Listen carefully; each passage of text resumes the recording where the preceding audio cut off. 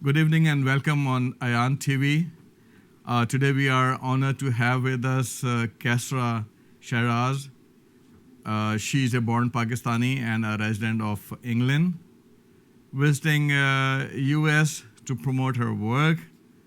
And it has been a very hectic journey from England to US. She was this morning in Arkansas, Little Rock. And just like couple of hours from now, she arrived to sign up probably her book at UIC, and we requested her. It's very nice of her that she accepted our invitation despite of her very busy schedule. So I welcome Qaisra Shahraz on AYAN TV, and it's as I mentioned, it's an honor for us and for our viewers to have you here. And we know that you had a very busy schedule, and you took all the way journey from UIC to this place. Our definitely studio is too far from there also. So we thank you for this nice gesture. And on behalf of my team and my viewers, I in advance will say that we are honored to have you. Thank you for inviting me. Thank you, and I'm glad to be here this evening. Okay, it's a pleasure for us. Okay, before we waste our time, since it's already 9:30 going to be here in Chicago, and since you have been very busy, so we'll not hold you for long, and we'll just come to the point. Why Qaisra is in America? All right, why am I here? I was invited to the literary festival in Little Rock, Arkansas, and as a result of this, I decided to tour. And I was flying through Chicago because there was no direct route from Manchester, England to Little Rock.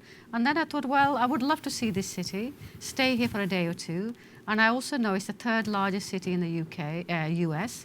And there's a strong Pakistani community here as well. And I really wanted to meet some Pakistani people, get to know them, and also to share my work with them. And as a writer, you're always reaching out for new readers. So I thought it was my chance to sort of promote my books and to meet people like yourself. And that's what I'm doing here this evening. Just to let you know, viewers, I came to know about her visit to US day before yesterday. And it was such a hurriedly organized interview, and I could not plan the proper questions for her. But since she's such a renowned personality, and her work, I've gone through the website, and the people who forwarded her email mentioned the great work she is doing for the community, I will say. And since she is a Pakistani by birth, and she has been living in UK. And you all know that AYAN TV is trying to make bridges in the cultural diversity. So I thought probably it should be a nice opportunity for us to interview her, talk to her, and know how she find the Asian community and the Asian society if she compare it with the European society. So we'd like to have your point of view on that. Okay, the first one I'll mention is I applaud your work about building cultural bridges and diversity, because that's what I devote my life to at the moment, particularly living in the West and being a Muslim woman and knowing that there's a Islamophobia, there's a lot of negativity against a Muslim. I feel there's a real need for people to reach out to each other and to get to know each other and learn to respect. So one of my missions as a writer when I tour other countries, especially non-Muslim countries, like I go to Germany a lot, is to actually become a role model as a Muslim woman. So I don't go there just as a writer. I establish myself and say I'm a Muslim writer.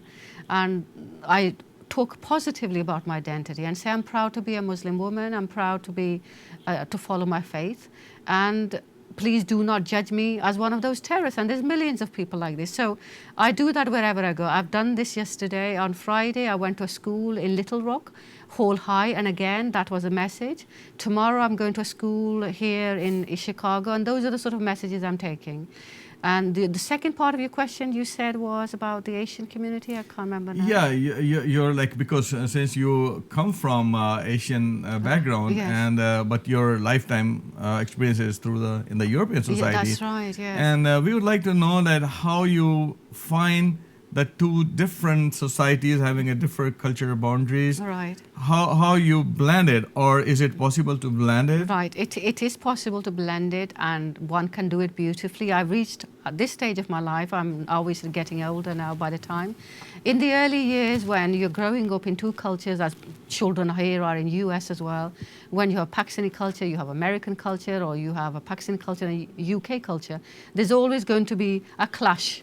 And in my earlier stories, I used to write about these cultural clashes, these multiple identities.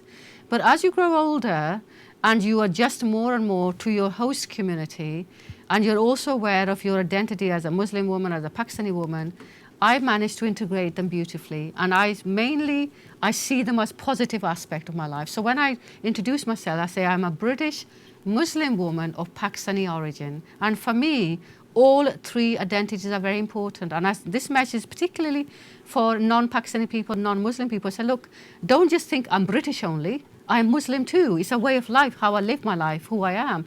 And also, I have a Pakistani side to me as well. And that all makes me who I am. But then that's me talking. Other people have moved on because of the generation they belong to, because of their life experiences. They sort of become so assimilated that they're now sort of cut off from their origin, from their roots. And also it's a time factor. With time, you lose connections. And I too, and I'm sure it's happened to you, settled here in America. If you spoke to me 20 years ago, I would be talking about different things. Now talking 20 years later, I would say I'm more British than ever before because that is where I live, that's my home.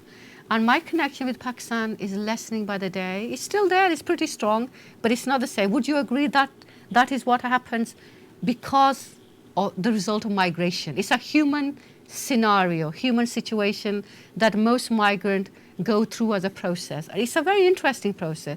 What I've gone through, my children will not go through because they're born here. They don't know Pakistan. They only know Pakistan as enough as a holiday place.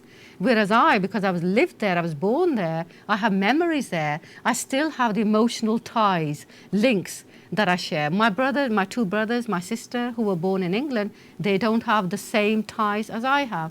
So it's to do with your own personal experience of life. Ladies and gentlemen, we are sharing the interesting point of view of Qaisra Shahraz here in our studio. And our lines are open if you want to call and have any question with Qaisra Shahraz. You are most welcome. You just give us a call at 888-999-6343. At this point, we'll take a short break, and once we come after the break, Qaisra Shahraz is with me. So do call and let's enjoy her company and let's share the experiences.